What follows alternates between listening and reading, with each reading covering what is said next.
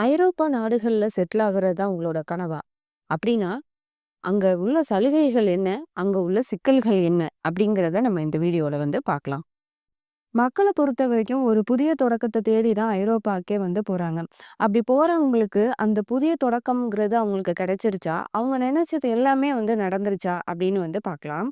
3ஆம் உலக நாடுகள்ல இருந்து ஐரோப்பா செல்பவர்களுக்கு அது அவர்கள் வாழ்நாள் முழுவதும் அறியாமல் காத்திருந்து கிடைத்த ஒரு பொக்கிஷம் அப்படின்னே சொல்லலாம். ஏன்னா படிப்பாக இருக்கட்டும், வேலைவாய்ப்பாக இருக்கட்டும், குடியுரிமையாகட்டும், எப்போதுமே மக்களோட அந்த பிரதானமான சாய்ஸ் அப்படின்னு பார்த்தாக்கா, அது ஐரோப்பாவா தான் இருக்குது. ஒரு காலத்துல அமெரிக்காவை நோக்கி படையெடுத்த இந்தியர்களும் சரி, சீனர்களும் சரி, இப்ப அவங்களுடைய பார்வைய ஐரோப்பா பக்கம் திருப்பியிருக்கிறாங்க. அப்படி உலகத்துல மற்ற நாடுகள விட ஐரோப்பால அப்படி என்னதான் ஸ்பெஷலா இருக்கு அப்படின்னு நம்ம பார்க்கலாம். வெளியே இருந்து பார்க்கும்போது நமக்கெல்லாம் ஐரோப்பாங்கிறது ஒரு சொர்க்க பூமி. அங்க உயர்ந்த வாழ்க்கை தரம் இருக்குது. சிறந்த கல்வி முறை, முறையாக திட்டமிடப்பட்ட வரி கொள்கை, நவீன இலவச மருத்துவம் அங்க இருக்குது. சிறந்த வணிக வாய்ப்புகள் இருக்குது. மிகவும் வளர்ந்த உள்கட்டமைப்பு, சுவையான உணவு, பகட்டான கலாச்சாரம், வித்தியாசமான காலநிலைகள், திரும்பிய திசை எல்லாம் அழகும், ஆடம்பரமும் நம்முடைய கண்களுக்கு ஐரோப்பா அப்படின்னு பார்த்தா, நிச்சயம் அது ஒரு சொர்க்கம் தான்ப்பா அப்படின்னு நமக்கே தோணும். ஒரு நாட்டுல மக்கள் நிம்மதியாக வாழ தேவையான முக்கியமான 10 விஷயங்கள நம்ம பட்டியலிட்டு சொன்னோம்னா, அந்த 10 விஷயங்களுமே நிச்சயம் அந்த ஐரோப்பால இருக்குது. உலகத்துல மற்ற நாடுகளை விட ஐரோப்பாவின் பல விஷயங்கள் மிக சிறப்பான வகையில அமைந்து இருக்குது. பொருளாதாரம், ஆரோக்கியம், பாதுகாப்பு, கல்வி, மருத்துவம், தனிமனித சுதந்திரம், ஊழலற்ற அரசாங்கம், குடும்பம், நண்பர்கள் மற்றும் உறவினர்களுடன் அந்த செலவு செய்ய கிடைக்கும் அந்த குவாலிட்டி டைம் போன்ற ஒரு நாடு மகிழ்ச்சியாக மாறுறதுக்கு பங்களிக்கும் முக்கியமான காரணங்கள் மொத்தமுமே அங்க இருக்குது. ஐக்கிய நாடுகளின் அறிக்கையின்படி பார்த்தாக்கா, உலகின் மனித உரிமைகளுக்கு முக்கியத்துவம் வழங்கப்படும் நாடுகள்ல முதல் இடத்தை கனடா பிடித்துட்டு இருக்கு. அதுக்கு அடுத்த ஒரு 8 இடங்கள ஐரோப்பா நாடுகள் தான் கைப்பற்றி இருக்கு. ஆனா, ஐரோப்பாவும் அது குடுக்கும் அத்தனை வசதி வாய்ப்புகளும், சலுகைகளும் அனைவருக்கும் சமமானதா என்றால் அது நிச்சயம் கிடையாது. ஏன்னா, ஐரோப்பியருக்கு அப்படிங்கிறதுக்கு ஒரு சட்டம், ஐரோப்பாவுக்கு குடிபெயர்ந்த ஐரோப்பியர் அல்லாத வெள்ளையருக்கு ஒரு சட்டம், ஆசியா மற்றும் கருப்பினத்தவருக்கு ஒரு சட்டமும் என பல வேறுபாடுகள் அங்க இருக்குது. உலகின் மிக குறைவான வேலையின்மை விகிதத்தை கொண்ட ஐரோப்பா உலகிலேயே அதிக ஊதியம் வழங்கும் முதல் 7 நாடுகளை தன் வசம் கொண்டுள்ளதா இருக்குது. அப்படின்னா இங்க அனைவருக்கும் வேலை வாய்ப்பு கொட்டி கிடக்குது அப்படின்னு கேட்டாக்கா அது நிச்சயம் கிடையாது. மருத்துவம், விஞ்ஞானம், ஆராய்ச்சி, தகவல் தொழில்நுட்பம் போன்ற துறைகள்ல முறையான பட்டமும் அனுபவமும் உள்ளவங்களுக்கு நிச்சயம் நல்ல வாய்ப்புகள் இருக்குது. ஆனா அது தவிர மற்ற துறைகள் என்று ஐரோப்பியர்களுக்கு மட்டும்தான் முன்னுரிமை குடுப்பாங்க. அப்புறமா மிச்சம் உள்ள இடங்கள் மட்டும்தான் மற்ற நாட்டில இருந்து வர்றவங்களுக்கு குடுப்பாங்க. அதே போல ஐரோப்பாவுக்கு யாரு வேணும்னாலும் வேலை தேடலாம் முடியாது. விசிட் விசால வர்றவங்களுக்கு எக்காரணம் கொண்டும் அங்க வேலை தேடுறதுக்கு நம்ம முயற்சி செய்யவே கூடாது. அது அங்க தடை செய்யப்பட்ட ஒரு இதா இருக்குது. இப்ப உயர்கல்விக்காக வரும் மாணவர்கள் வாரத்துக்கு 20 மணி நேரங்களுக்கு அதிகமாக வேலை செஞ்சாங்க அப்படின்னாக்க, உடனடியாக அவங்களுடைய அந்த ஸ்டூடண்ட் விசா அப்படிங்கிறது ரத்து செய்யப்பட்டு, அங்கிருந்து அவங்க நாடு கடத்தவும் பட்டுருவாங்க. இது மாதிரி நெறைய அங்க கராரான சட்டங்கள் எல்லாமே அந்த ஐரோப்பா நாடுகள்ல இருக்குது. ஒரு ஐரோப்பிய நிறுவனம், ஐரோப்பியர் அல்லாத ஒருத்தரை ஏதேனும் ஒரு வேலையில அமர்த்தணும் அப்படின்னு நினைச்சாங்கன்னா, முதல்ல அவங்களோ அந்த குறிப்பிட்ட வேலைக்கு தகுதியான நபர் அவங்களுடைய நாட்டுல இல்ல அப்படின்னாலும், ஐரோப்பிய ஒன்றிய நாடுகள்லயுமே இல்ல அப்படிங்கிறத அந்த நாட்டு குடிவரவு அத நிரூபிக்கணும். ஏன்னா, அந்த ஐரோப்பியருக்கு முதலிடம் கொடுக்கிறதுல ரொம்ப கராரா இருக்கிறாங்க அந்த ஐரோப்பிய நாடுகள். இந்த விஷயத்துல மிக கடுமையான சட்டங்களும் அங்க நடைமுறையில இருக்குது. ஒரு சில அரசு வேலைகள்ல ஐரோப்பியர தவிர வேறு யாருமே நிரந்தர ஊழியராக அங்க வேலை செய்யவே முடியாது. அந்த மாரி ஒரு சட்டங்களும் அங்க நடைமுறையில இருக்குது. உதாரணத்துக்கு சொல்லப்போனா, உலகிலேயே அதிகமான வருமான வரியை அறவிடும் ஐரோப்பால, ஐரோப்பிய ஒன்றியத்தில் வேலை செய்யும் ஊழியர்களுக்கு மட்டும் வரி சலுகையுடன் கூடிய உயர் ஊதியம் வழங்கவும் படுது. ஆனா, இது ஐரோப்பியருக்கு மட்டும் தான். அவங்களுக்கு மட்டுமே கொடுக்கப்பட்ட ஒரு சலுகையாவும் இருக்குது. அதே மாதிரி ஒரு ஐரோப்பியர் எந்த ஒரு ஐரோப்பா நாட்டிலுமே சென்று எந்த ஒரு கட்டுப்பாடுகளும் இல்லாம அங்க போய் வேலை பார்க்கலாம். அதுவே ஒரு ஐரோப்பியர் அல்லாத ஒரு நாட்டில இருந்து இன்னொரு நாட்டுக்கு சென்று வேலை செய்றதுக்கு மிக கடுமையான விசா அந்த கட்டுப்பாடுகளை வந்து சந்திக்க நேரிடும். உதாரணத்துக்குன்னு பார்த்தாக்கா, வொர்க் பெர்மிட் விசால வரும் ஒருத்தர் வந்து அந்த குறிப்பிட்ட கம்பெனியில மட்டும் தான் அவங்களால வேலை செய்ய முடியும். வந்து ஜெர்மனியில வேலை செய்ற ஒரு இந்தியனே வச்சுக்கலாம். அவருக்கு வந்து நெதர்லாண்ட்ல வேறு ஒரு நல்ல வேலை வந்து கிடைச்சிருச்சு அப்படிங்கிறதுக்காகலாம் உடனே அவர் வந்து கிளம்பி, அவர் வந்து நெதர்லாண்டுக்குலாம் வந்து போயிறலாம் முடியாது. அதற்கு வந்து பொருத்தமான அனைத்து விசா நடைமுறைகளையுமே வந்து அந்த புதிய நிறுவனம் வந்து மேற்கொண்டதுக்கு அப்புறமா தான் அவர் வந்து அந்த நாட்டுக்கு வந்து போகவே வந்து முடியும். ஷெங்கன் விசா வைத்திருக்கும் ஒருத்தர் வந்து ஐரோப்பா ஒன்றியத்தில இருக்கிற மற்ற நாடுகளுக்கு எல்லாம் சுற்றுலா பயணியாக மட்டும் தான் அங்க வந்து போக முடியும். ஆனா, அங்க வந்து நிரந்தரமாக தங்குறதுக்குலாம் அங்க முடியாது. அங்க போய் வேலை செய்றதுக்குலாம் அங்க வந்து முடியாது. சமீபத்தில இந்த கோவிட் தொற்று உலகம் முழுவதும் மிகப்பெரிய ஒரு அளவிலான அந்த வேலை வாய்ப்பு இன்மை வந்து நெருக்கடியை வந்து உருவாக்குற ஒரு நிலையில வந்து இருந்தபோது கூட, நம் நாட்ல கூட பல லட்சம் மக்கள் வந்து வேலைய வந்து இழந்தாங்க. ஆனா, ஐரோப்பாலயும் இது வந்து ஒரு மிகப்பெரிய தாக்கத்த ஏற்படுத்துச்சு அப்டின்னே வந்து சொல்லலாம். ஆனா, அந்த ஐரோப்பால வந்து சாதாரணமா ஒரு நபர் வந்து திடீர் அப்படின்னு வேலை இழக்கும் பட்சத்துல, அந்த நாட்டு அரசு வந்து அவங்களுக்கு வந்து அன்எம்ப்ளாய்மென்ட் பெனிஃபிட் அப்படிங்கிற ஒரு உதவி தொகைய வந்து மாதம் மாதம் அவங்க வந்து குடுத்துருவாங்க. ஒவ்வொரு ஐரோப்பிய ஒன்றிய நாடுகளுமே வேலையின்மை நலன்கள் குறித்து தனிப்பட்ட சொந்த விதிகளை வந்து வச்சிருக்கிறாங்க. ஒரு ஐரோப்பிய ஒன்றிய நாட்டின் குடிமகனுக்கு அவனோட அந்த சொந்த நாட்டுல 24 மாதங்களுக்கும் வேறு ஒரு ஐரோப்பிய ஒன்றிய நாட்டில் 12 மாதங்களுக்கும் இந்த சலுகையை வந்து பெற முடியும். அதுவே ஐரோப்பிய குடியுரிமை இல்லாத ஒருத்தர் வந்து வேலையின்மைக்கான அந்த உதவித்தொகையை வந்து அரசிட்ட இருந்து அவங்களால வந்து பெற்றுக்கொள்ளலாம் முடியாது. அவங்க வந்து உழைக்கும் வருமானத்துல வந்து உயர் வருமான வரிய வந்து மாதம் மாதம் அவங்கள்ட்ட இருந்து அந்த அரசு வந்து பிடுங்கிக்கிடும். இதுதான் வந்து அங்க உள்ள ஒரு சூழ்நிலையா வந்து இருக்குது. இப்படி வசூலிக்கும் அந்த பணத்துல வந்து 99% நன்மைகள அனுபவிப்பவது யார் அப்படின்னாக்கா, ஐரோப்பியர்கள் மட்டும்தான். கல்விய பொறுத்தவரைக்கும் பார்த்தாக்கா, டென்மார்க் போன்ற அந்த பெரும்பாலான ஐரோப்பா நாட்டோட அந்த பல்கலைக்கழகங்கள்ல உள்ள மாணவர்கள் வந்து இலவசமாக உயர்கல்விய வந்து அவங்களால வந்து படிக்க முடியும். ஆனா, இதுவும் வந்து ஐரோப்பியர்களுக்கு மட்டுமே குடுக்கப்பட்ட ஒரு சலுகை அப்படின்னு வந்து சொல்லலாம். பொதுவா எந்த ஒரு ஐரோப்பிய நாட்டிலுமே உள்ள பல்கலைக்கழகத்துல வந்து உயர்கல்வியை தொடர்றதுக்கு விரும்பும் அந்த மாணவர்களுக்கு வந்து 2 விதமான கட்டணங்கள் வந்து வாங்குவாங்க. ஐரோப்பிய ஒன்றிய நாடுகளின் உறுப்பு நாட்டு குடியுரிமை உள்ளவங்களுக்கு வந்து இலவசமா அத வந்து குடுப்பாங்க. இல்ல அப்டின்னாக்கா, அவங்களுக்கு வந்து ரொம்ப குறைஞ்ச கட்டணம் வந்து வாங்குவாங்க. EU, EEA அல்லாத மாணவர்களுக்கு, அதாவது யூரோப்பியன் யூனியன் இல்லாத அந்த அதுல சேராத மாணவர்களுக்கு வந்து ரொம்பவே வந்து மிகவும் அதிகமான கட்டணத்த வந்து வசூலிப்பாங்க. சொல்லப்போனா ஐரோப்பிய பல்கலைக்கழகங்கள் வந்து எல்லாமே வந்து அந்த வெளிநாட்டு மாணவர்கள நம்பி தான் வந்து அவங்க வந்து இருக்கிறாங்க.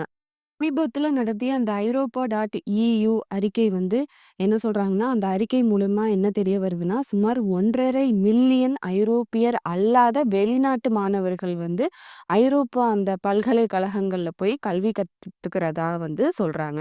இது கோடிக்கணக்கான வெளிநாட்டு மாணவர்கள் வந்து தங்களுடைய அந்த சொந்த ஊர்ல வந்து நிலங்கள விற்று, பெற்றோர்களோட அந்த பல வருட உழைப்பையுமே வந்து அடைமானம் வைத்து செலவு செய்து தான் இந்த ஐரோப்பிய பல்கலைக்கழகங்கள்ல வந்து உயர்கல்விக்காக வந்து படிக்கவும் வராங்க.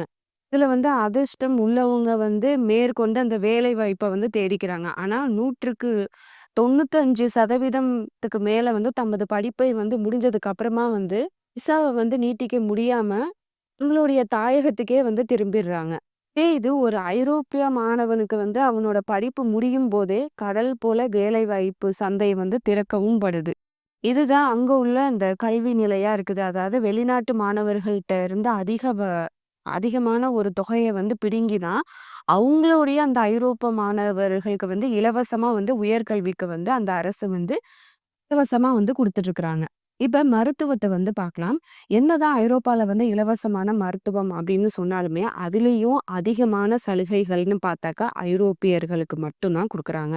ஒரு ஐரோப்பிய ஒன்றிய குடிமகன் வேற ஒரு ஐரோப்பிய ஒன்றிய நாட்டில் தற்காலிகமாக தங்கியிருக்கும் போது அது வந்து விடுமுறையாக இருக்கட்டும், இல்லைன்னா வணிக ரீதியா வந்து அவங்க பயணம் செஞ்சாலோ, அவங்க எதிர்பாராத விதமா அவங்களுக்கு வந்து நோய் ஏற்பட்டுச்சு அப்படின்னாக்கா, தன்னுடைய சொந்த நாட்டுக்கு திரும்பும் வரை வந்து காத்திருக்க முடியாத ஒரு சூழ்நிலை அப்படிங்கிறதுக்காக, எந்த மருத்துவ அவசரம் இருந்தாலுமே, அவங்க இருக்கும் நாட்டிலேயே வந்து இலவசமா வந்து அவங்க வந்து சிகிச்சைய வந்து மேற்கொள்ளலாம்.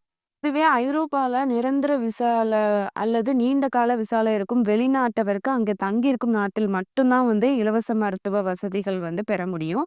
இப்ப வந்து ஒரு குறுகிய கால விசால தான் அவங்க வந்து போயிருக்கிறாங்க அப்படின்னாக்க, அவங்களுக்கு வந்து நோய் ஏற்பட்டுச்சு அப்படின்னாக்கா, எந்தவித இலவச மருத்துவ சேவையுமே வந்து அவங்க கொடுக்க மாட்டாங்க. அதனால தான் இந்த ஐரோப்பா விசாவுக்கு வந்து விண்ணப்பிப்பாங்கல்ல, அந்த நேரத்திலேயே வந்து கட்டாயமா வந்து மருத்துவ காப்புறுதி வந்து கோரவும் படுது. ஃபுல் கவர் மெடிக்கல் இன்சூரன்ஸ் இல்லாம ஒரு நாள் என்ன, 1 மணி நேரம் கூட நீங்க வந்து அந்த ஐரோப்பாக்குள்ள வந்து காலடி எடுத்து வைக்கவே முடியாது. இப்ப அங்க உள்ள அந்த வங்கி கடன் வசதிகள வந்து பார்க்கலாம். ஐரோப்பால வந்து வீடு வாங்குவது அப்படிங்கிறதெல்லாம் ரொம்ப பெரிய விஷயம். அதையும் தாண்டி வீடு வாங்குறதுக்கு விரும்பி வங்கிகளோட உதவிய நாடணும் அப்படின்னாக்கா, வங்கிகள்ல வந்து கடன் கொடுக்கும் திட்டத்திலயுமே வந்து ஐரோப்பியர், வெளிநாட்டவர் அப்படின்னு பிரிச்சிருவாங்க.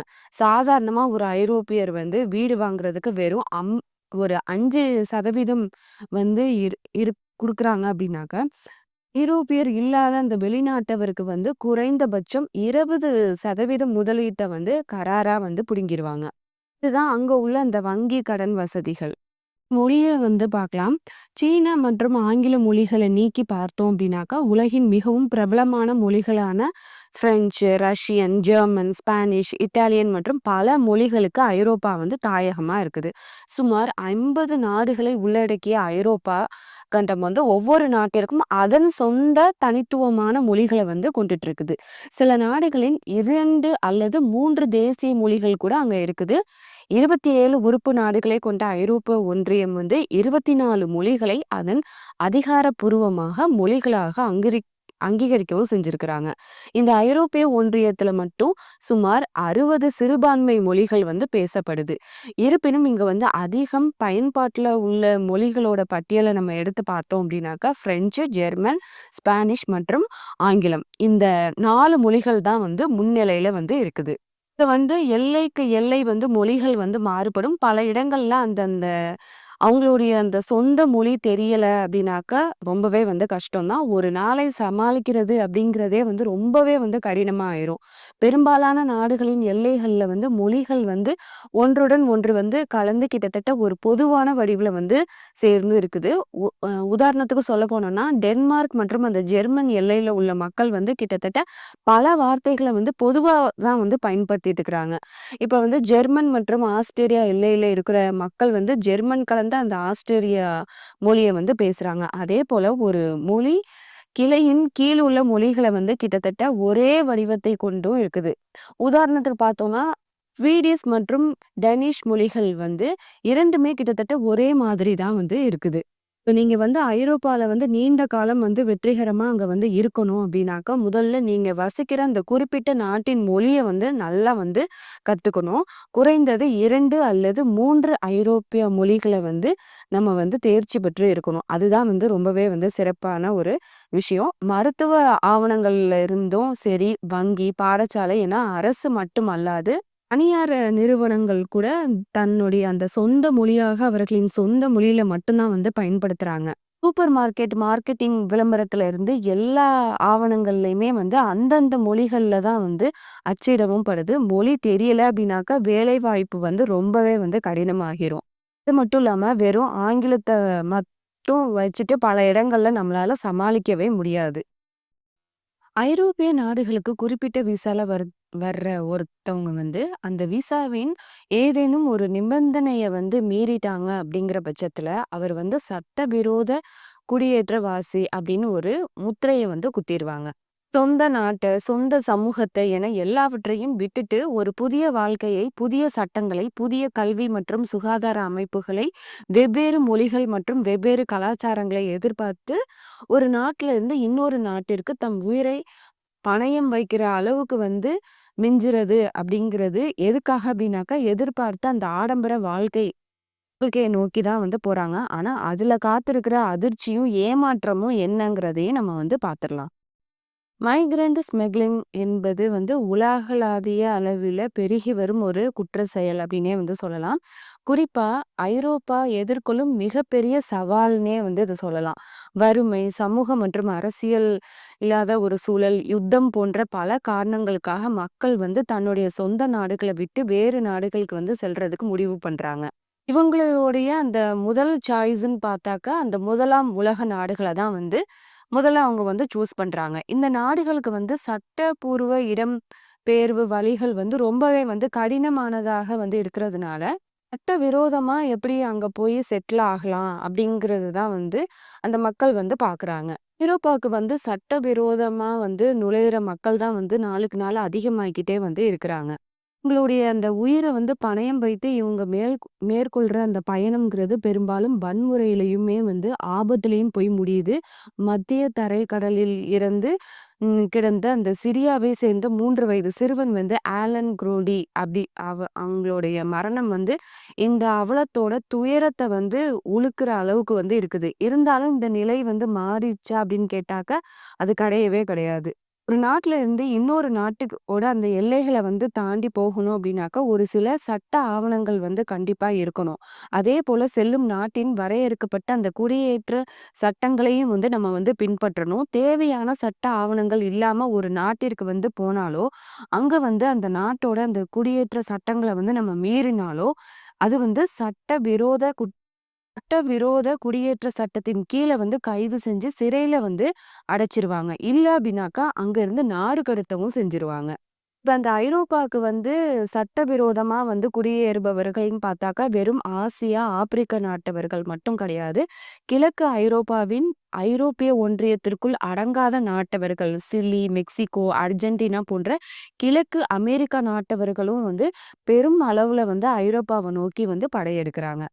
2022ஆம் ஆண்டு முதல் 2 மாதங்கள்ல ஐரோப்பிய ஒன்றியத்தின் வெளிப்புற அந்த எல்லைகள்ல சட்டவிரோதமா எல்லையை கடந்தவர்களோட பட்டியலை எடுத்து பார்த்தாக்க, ஒரு வருடத்துக்கு முன்பு இருந்ததிலிருந்து கிட்டத்தட்ட 27,000த்துக்கு அதிகமானவர்கள் வந்து அங்க வந்து சட்டவிரோதமா வந்து போயிருக்கிறாங்க. அதாவது 61% வந்து உயர்ந்திருக்குது.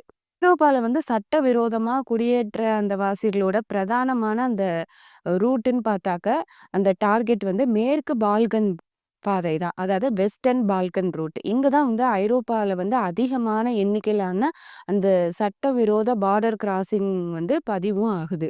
2022 முதல் 2 மாதங்கள்ல வந்து சிரியர்கள் மற்றும் ஆப்கன்ல உள்ளவங்க வந்து இந்த வழியா வந்து எல்லைய வந்து கடக்க முயன்று 2 முக்கிய தேசிய இனங்கள் என பதியவும் பட்டிருக்கு. இந்த வெஸ்டர்ன் பால்கன் ரூட்டுக்கு அடுத்தபடியா ஐரோப்பாவுக்கு வந்து நுழையிற இவங்கள வந்து தேர்ந்தெடுக்கிற இன்னொரு வழி எது அப்படின்னாக்க, வெஸ்டர்ன் ஆப்பிரிக்கன் ரூட்.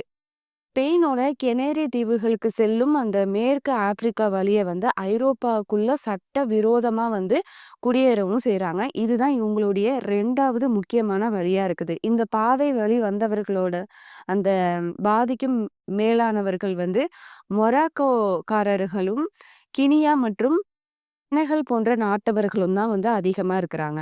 அதே மாதிரி ஈஸ்டர்ன் மெடிட்டேரியன் வழிக்கடுத்த அ அந்த வழித்தடத்துல வந்து கண்டறியப்பட்ட சட்டவிரோதமான அந்த எல்லை கடப்புகளோட எண்ணிக்கைன்னு பார்த்தாக்கா 3,500ஆ வந்து உயர்ந்து இருக்குது. அதாவது சென்ற வருடத்த விட 2 மடங்கு வந்து அதிகரிச்சிருக்கு அப்படின்னு வந்து சொல்றாங்க. சைப்ரஸ்ல மட்டுமே 2,700க்கும் மேற்பட்ட சட்டவிரோதமா வந்து குடியேறுறவங்க வந்து இருக்கிறாங்க அப்படின்னு வந்து சொல்றாங்க. கொங்கோ, ஜனநாயக குடியரசு, நைஜீரியா, பாகிஸ்தான், சிரியா மற்றும் பங்களாதேஷ் ஆகிய நாடுகள்ல சேர்ந்தவங்களும் வந்து இந்த வழிய வந்து பயன்படுத்தி ஐரோப்பாக்குள்ள வந்து ஈஸியாவே வந்து நுழையிறாங்க. சென்ட்ரல் மெடிட்டேரியன் ரூட் இது மூலியமா வந்து பங்களாதேஷ், எகிப்திய மற்றும் துனிசியாவின் மக்கள் வந்து அதிக அளவுல வந்து பயன்படுத்தி ஐரோப்பாக்குள்ள வந்து போறாங்க. அல்ஜீரியர்கள் மற்றும் மொராக்கோக்கள் மேற்கு மத்திய தரைக்கடல் பாதைய வந்து பெரும் அளவுல வந்து ஐரோப்பாக்குள்ள போறதுக்கு வந்து பயன்படுத்துறாங்க. அதுவே ஈஸ்டர்ன் லேண்ட் பார்டர் ரூட் வழிய வந்து இந்த வருடம் வந்து அதிகமான அளவுல வந்து மக்கள் வந்து ஐரோப்பாக்குள்ள வந்து நுழைஞ்சிருக்கிறாங்க அப்படின்னு வந்து தெரிவிக்கிறாங்க. மத்திய தரைக்கடல் சட்டவிரோத குடியேற்றக்காரர்களின் மிகப்பெரிய கல்லறையாக மாறி வருது அப்படின்னு சொல்லி சிசிலி தலைவர் நெல்லோ முசுமேசி வந்து சமீபத்துல வந்து ஒரு அறிக்கையில வந்து தெரிவிக்கிறாரு. தினம் தினம் மத்திய தரைக்கடல்ல உயிருக்கு போராடும் நூற்றுக்கணக்கான புலம்பெயர்ந்தோரை ஐரோப்பா கடற்படையும் காவல் படையும் என்ஜிஓக்களும் தொடர்ந்து மீட்டெடுத்த வண்ணமே வந்து இருக்கிறாங்க. பெண்கள், குழந்தைகள், முதியவர்கள், சிறுவர்கள் என எந்த பேதமும் இல்லாம ஐரோப்பாவுக்கு வந்து போறாங்க. இதுல பாதிக்கும் மேற்பட்டவர்கள் வந்து உயிரற்ற உடல்களாக வந்து சேர்றாங்க. மீதி வந்து பெரும்பாலும் தீ காயங்களோடும் உயிருக்கு ஆபத்தான நிலையில தான் வந்து சேர்றாங்க. இத வந்து ஒரு தொழிலாகவே செய்யும் ஏஜென்ட்கள் இருக்கிறாங்க. இது வந்து ஒரு முக்கிய வணிகமாகவும் இந்த ஆட்கடத்தல்ங்கிறது மாறி இருக்குது. அப்படின்னு வந்து தெரிவிக்கிறாங்க. ஒரு வருடத்துக்கு வந்து 3000க்கும் மேற்பட்ட அந்த ஒரு இடத்துல இருந்து ஒரு நாட்டுல இருந்து இன்னொரு நாடுக்கு வந்து சட்டவிரோதமா வர்றாங்கல்ல, கடல் வழியா. ஐரோப்பாவ வந்து சென்றடைறதுக்குள்ளேயே அவங்க வந்து இறந்து விடுறதாகவும், காணாமலும் இதுல வந்து நெறைய பேர் போறாங்க அப்படின்னு வந்து ஐநாவின் அகதிகள் நிறுவனம் வந்து தெரிவிக்கிறாங்க. உலகத்துல வந்து பெரும்பாலான மக்கள் வந்து தாம் இந்த பிறந்து வளர்ந்த இடத்த விட்டுட்டு வேற இடத்துக்கு வந்து வெளியில போறாங்க அப்படின்னாக்கா, அது வந்து போவாங்க. ஆனா சில சில பேர் வந்து பக்கத்துல இருக்கிற கிராமம் இல்லன்னா நகரம் வரைக்கும் வந்து அவங்க வந்து போவாங்க. சிலர் வந்து பக்கத்து நாட்டுக்கு வந்து தற்காலிகமா வந்து போவாங்க. ஆனா சிலருக்கு வந்து என்னன்னா, நிரந்தரமாவே நம்ம வந்து நம்மளுடைய நாட்ட விட்டு செல்ல வேண்டிய ஒரு சூழல் வந்து ஏற்படுது. ஒவ்வொரு நாளும் உலகம் முழுவதும் மக்கள் வந்து பாதுகாப்பான, சிறந்த வாழ்க்கையை தேடி தங்கள் வீடுகளை விட்டு வெளியேறுறாங்க. ஆனா இவங்க தேர்ந்தெடுக்கும் வழின்னு பார்த்தாக்கா, அது வந்து சட்டவிரோதமா வந்து இருக்குது. அது வந்து ஆபத்தானதும் கூட. சிறந்த எதிர்காலத்திற்கான நம்பிக்கையுடன் தொடங்கும் இந்த பயணங்கள் வந்து நிச்சயமா இது வந்து ஒரு ஆபத்து நிறைந்ததாகவே வந்து இருக்குது. இதுல வந்து மனித கடத்தல் மற்றும் மற்ற இன்னும் நெறைய அபாயமும் வந்து அதிக அளவுல வந்து இருக்குது. புதிய நாட்டிற்கு வந்த உடனே வந்து அதிகாரிகளால தடுத்து வைக்கப்படும். இவருங்க வந்து சில சமயங்கள்ல வந்து ஆயுள் முடியும் வரைக்கும் கூட சிறையில கழிக்கிற ஒரு துர்பாக்கியமான சூழலும் வந்து ஏற்படுது. இந்த சட்டவிரோதமா வந்து குடியேறுறாங்கல்ல, அவங்களுக்கு நடக்கிற அந்த சமூக அவலங்கள் என்ன அப்படின்னு பார்த்தாக்க, என்னன்னா வசிப்பதற்கு மலிவான வீடுகள வந்து முதல்ல கண்டுபிடிக்கணும். வேலைய வந்து தேடணும். அந்த நாட்டோட மொழிகள வந்து ஓரளவுக்காவது அவங்க வந்து கற்றுக்கணும். அந்த சமூகத்துல காணப்படும் இனவாதம், பாகுபாடு, இந்த தடைகளை எல்லாத்தையும் எதிர்கொள்றதுக்கு வந்து கத்துக்கணும். சமூக அணுகுமுறைகள், குழந்தைகளுக்கு வந்து பாதியிலேயே சீர்குலைந்த அந்த பள்ளி கல்வியின் தாக்கத்தை வந்து நம்ம வந்து சரி செய்யணும். சொந்த நாடு மற்றும் குடும்பங்களுக்கான அந்த தொலைவு மற்றும் தொடர்பு இல்லாமை இதுவரை இருக்கும். கூட வந்து உறவுகள வந்து பாதியிலேயே பறிகொடுத்து உயிர் பிழைத்தவர்களின் குற்ற உணர்வு உட்பட அதிர்ச்சியின் காரணமாக வரும் மனநில பிரச்சனைகள் வேற ஒரு பக்கம். ஒரு பக்கம் என்னன்னாக்கா, பணம் பற்றாக்குறை வந்து வரும். விசா வந்து பாதுகாப்பின்மை, மீண்டும் சொந்த நாட்டுக்கே வந்து டிபார்ட் செய்யப்படும் நிலை வந்து இருக்கும். குடும்ப உறுப்பினர்களுக்கூட வந்து நம்ம பிரிந்து இருக்கிற ஒரு நிலைக்கு வந்து தள்ளப்படுவாங்க. இந்த மாரி நெறைய பிரச்சனைகள் வந்து அங்க வந்து ஏற்படும். ஏன்னா, இவங்க வந்து சட்டவிரோதமா வந்து அங்க வந்து போறாங்க. அதனால இவ்ளோ இத வந்து அவங்க வந்து ஃபேஸ் பண்ணணும். இப்ப மேற்படிப்புக்காக வரும் மாணவர்கள் வந்து எந்த காரணத்துக்கும் இல்லாம, ஒரு வாரத்துக்கு 20 மணி நேரங்களுக்கும் மிகையாக அவங்க வந்து வேலை வந்து செய்யவே முடியாது. அதே மாதிரி அந்த நாட்டு அந்த வருமான வரி சிஸ்டம் வந்து அவங்களுக்கான அந்த சம்பளம் வந்து வழங்கப்பட வேண்டும். மாறாக கேஷ் இன் ஹேண்ட் முறையில வந்து வேலை செய்வாங்க. மற்றும் 20 மணி நேரத்திற்கு அதிகமாக வேலை செய்பவர்கள் வந்து படிப்பிற்காக வந்து ஆனால் பல்கலைக்கழகம் அல்லது அந்த கல்லூரி பக்கமே செல்லாம அவங்க வந்து வேலை செய்றாங்க. இது வந்து ஸ்டூடண்ட் விசா முடிந்த பின்பும் அவங்க வந்து தங்கி இருக்கிறாங்க. இதெல்லாம் வந்து உடனுக்குடன் வந்து அவங்க வந்து டிபார்ட் செஞ்சுக்கிட்டே இருப்பாங்க. வந்து அவங்க வந்து கண்டுபிடிச்சிட்டாங்க அப்படின்னாக்கா, குறைந்தபட்சம் அடுத்த ஒரு 10 வருடங்களுக்கு அந்த நாட்டு பக்கமே வந்து இவங்களால போகவே முடியாது. அந்த ஒரு சூழலும் வந்து ஏற்படும். அடுத்து வந்து ஒரு ஐரோப்பிய நாட்டுக்கு வந்து உள்ள கம்பெனிக்கு வந்து வொர்க் பெர்மிட் விசால வந்து வர்றவங்க, அந்த கம்பெனிய விட்டு வேற ஒரு கம்பெனிக்கு வந்து வேலை செய்தாலோ, இல்ல கொஞ்சம் அதிகமாக காசு பார்க்கலாம் அப்படின்னு இன்னொரு நிறுவனத்துல வந்து செகண்ட் ஜாப் வந்து ஒண்ணு தேடுறாங்க அப்படின்னாக்க, ஏன் அப்படின்னா, அந்த விசா காலம் முடிந்த பின்னரும் நாட்டை விட்டு போகாம இருந்தாலும், இவங்க வந்து உடனடியா அவங்கள வந்து பிடிச்சு நாடு கடத்தவும் செஞ்சுருவாங்க. இப்ப வந்து ஐரோப்பா வந்து சுற்றி பார்க்க போறேன் அப்படின்னு சொல்லிட்டு, டூரிஸ்ட் விசா மூலியமா ஒருத்தர் வராரு அப்படின்னாக்கா, அவர் வந்து 1 நிமிடம் கூட ஐரோப்பால வந்து வேலை செய்ய வந்து முடியாது. அதே நேரத்துல விசிட் விசால வேலை தேடுபவர்கள் விசா காலம் அந்த எல்லை முடிந்த பிறகு நாட்டை விட்டு வெளியேறாம இருந்தாங்க அப்படின்னாக்க, அது வந்து இல்லீகல் இமிகிரண்ட் என்ற இதுல வந்து கைது செஞ்சு, அவங்கள வந்து சிறையில வந்து அடைச்சிருவாங்க. அப்படி இல்லன்னா, அவங்கள வந்து நாடும் கடத்தப்பட்டுருவாங்க.